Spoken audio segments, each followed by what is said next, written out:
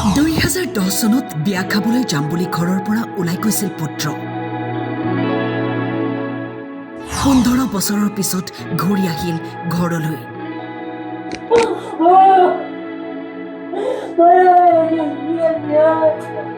পোন্ধৰ বছৰ পিছত পুত্ৰক দেখি মাতৃৰ কান্দোন আলফা স্বাধীনৰ শিবিৰৰ পৰা ঘৰলৈ উভতিল নৱজিৎ অসম নৱজিৎ অসম ওৰফে মনদীপ শইকীয়াই 2010 চনত মাতৃক কৈ গৈছিল এখন বিয়া খাবলৈ যাওঁ বুলি পিছদিনা মাতৃয়ে ফোন কৰাত কৈছিল তেওঁলোকে বৰকৈ থাকিবলৈ কৈছে সেই যে গৈছিল ওলাই তাৰ পিছৰে পৰা ফোন বন্ধ পুত্ৰ ক'ত আছে কেনেকৈ আছে 15টা বছৰে ভাবি ভাবি চকু লুটুকিছিল মাতৃয়ে কিন্তু হঠাৎ 28 ফেব্ৰুৱাৰীত আলফা শিবিৰৰ পৰা ওলাই আহি তিনিচুকীয়া আৰক্ষীৰ কাষ চাপে নৱজিৎ অসম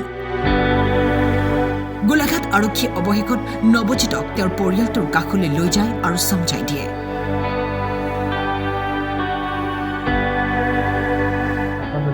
15 বছৰ দিন হ'ল 15 বছৰ দিনত তাত থাকিলোঁ বুজাবুজি অভাৱত মই পুনৰ ঘৰলৈ ঘূৰি আহিলোঁ বিশেষ ক'বলগীয়া মোৰ নাই কৈছিলোঁ মই যিটো ভাবি সেই ভবামতে নহ'লে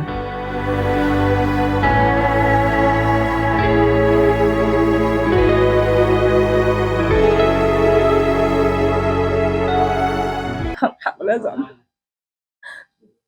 মা মই বিয়া এখন খাই আহোঁগৈ বিয়া এখন খাবলৈ গৈ তাৰমানে গধূলি মই কৈছোঁ তই কাইলৈ গুচি আহিবি তাৰপৰা কৈছে অঁ সেই আহিম তাৰপৰা পিছদিনা আকৌ ফোন কৰিছোঁ তেতিয়া কৈছে আজি বৰকৈ ৰখাইছে থাকোঁ আৰু বোলে কাইলৈহে যামগৈ এনেকৈ কৈছে তাৰপৰা পিছদিনাখন পৰা আৰু মানে ফোন নকৰাই হ'ল চুইচ অফ আৰু সেইদিনাখন পৰা যাওঁতে দেৰগাঁৱৰ বিয়া এখন খাবলৈ যাওঁ বুলিহে কৈ গৈছিলে